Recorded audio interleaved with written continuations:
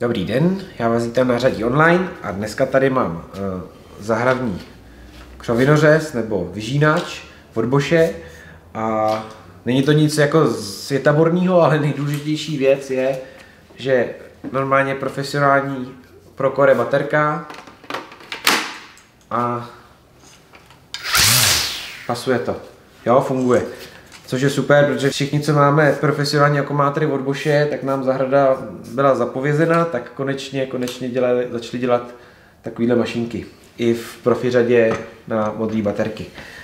Tak, já si tu baterku radši vytáhnu.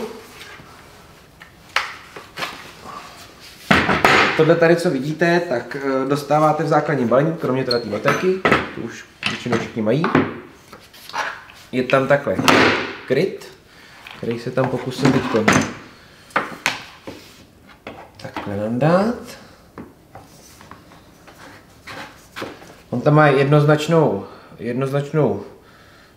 umístění a pak je tady jenom na zajištění křížový šroubek, který dotáhnu, aby to tam sedlo.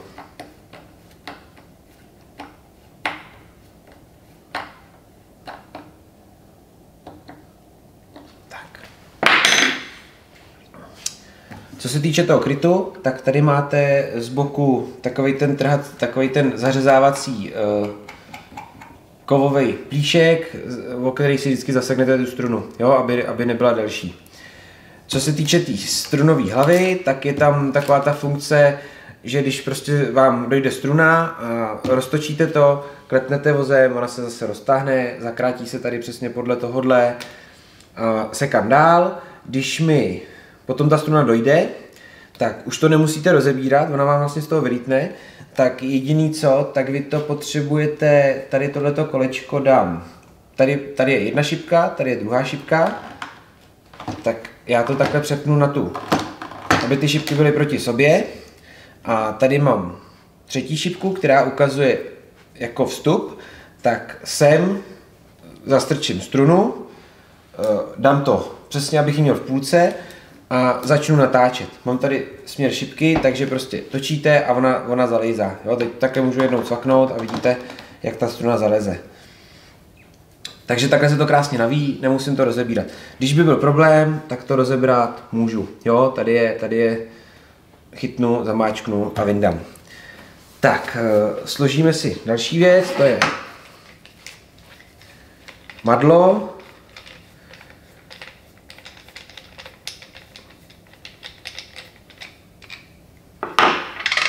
Tady u toho madla se přiznám, že jsou tam takhle 3 náhradní šrouby, nedokázal jsem nikdy zjistit, proč jsou tam takhle 3. Jestli počítají s tím, že se jeden zničí a pak abyste měli náhradní, zkusím to ještě někde zjistit, ale zatím se mi to nepovedlo. Tak.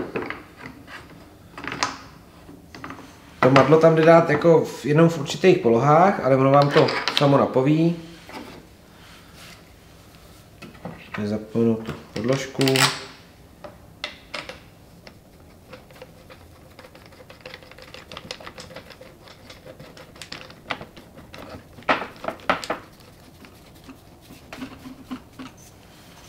Tak, madlo je dotažený. Dopředu je ještě tam ten nárazník, který funguje, abych ho tam dal správně. Takhle. Tady to jenom strčíte do tohohle otvoru a buď ho můžete mít tady takhle nahoře, když ho nepotřebujete, a nebo ho takhle cvaknu dolů a on mi takhle tady zacvakne do toho a je to kvůli tomu, že tato vzdálenost toho krytu je stejná jako vzdálenost tohohle a když třeba obsekáváte nějaký strom, tak abyste si do toho stromu jako nezajížděli tou strunou, tak tohle vám jako v tom pomůže, abyste odhadli tu vzdálenost. V balení tam dostáváte ještě trák přes rameno, takže teď si to ulepšu správně. Cvaknu tam na schvál baterku, aby to zase bylo vyvážený. Protože tady je to udělané tak, že tady vzadu je baterka a elektronika a tady vepředu je bezuhlíkový motor. Má to tu výhodu, že tady nejde žádný bovden, nic, je to technicky velice jednoduchý. Ten motor je prostě schovaný komplet tady a díky tomu, že vlastně ta baterka, tak je to vyvážený. Jo, že s tou baterkou se to nuluje. Tady máte takhle ten trák, který si zaháknu tady. Druhou ruku. Jo, a můžu sekat. Jo, takhle. A sekáte. Je to pěkně vyvážený, lehoučký, takže to ovládání zvládne i menší slečna, menšího vzrůstu. Takže za mě bezva. Ještě co si to ukážeme, tak v balení dostáváte ještě trojzubec, který je tady. K němu potřebujete tuto speciální podložku a klíč. Ještě si teda ukážeme, jak si sundá ta struna, vymění se to za ten trojzubec. Ohledně toho trojzubce ještě upozorním, že ono se to prodává ve dvou verzích. Abych to nespěl, čipičku. GFR 18-23, tak to je tato verze i s tím trojzubcem, ale vy to můžete koupit i _33. A pozor, tam je to levnější, protože tam chybí ten trojzubec. Jinak je to úplně stejný, ale prostě není tam trojzubec, takže v tomto případě vyšší číslo znamená menší výbava. A trošku levnější cena, ale většina lidí si koupí tu lepší verzi i s tím trojzubcem, jo, což bych asi doporučil. Jdem si ho teda ukázat ještě na tu výměnu. Baterku mám vyndanou. Tady jsem našel takhle z boku, je tady takový otvor, kde si strčím ten klíč, přidržím a teď rukou povolíte tu hlavu.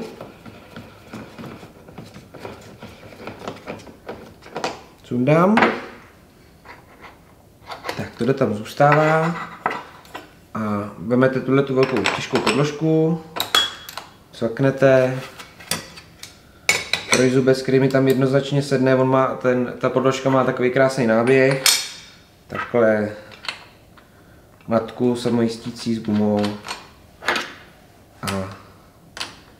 A dotáhnu. Jo, takže tímhle způsobem dotáhnete, to chce zase tak povolit, sundat. Ten trojzubec je s takovým plastovým povlakem, jo, to je samozřejmě kvůli transportu, abyste se o to vzali. Nezapomenu potom sundat i tu podložku, ten plast tam nechat.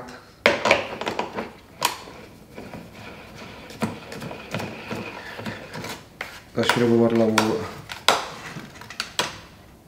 chci to dotáhnout a můžu zase pracovat. Jo, takže to je žínač. Ještě jsem zapomněl, máte k tomu ještě takovou tašku na tohleto příslušenství. Co se týče té zahrady, tak Bosch ještě udělal plotostřih a fukar, ten tu dneska nemám.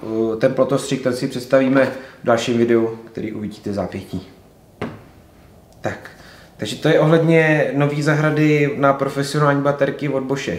Vše a někdy u dalšího videa, nashledanou.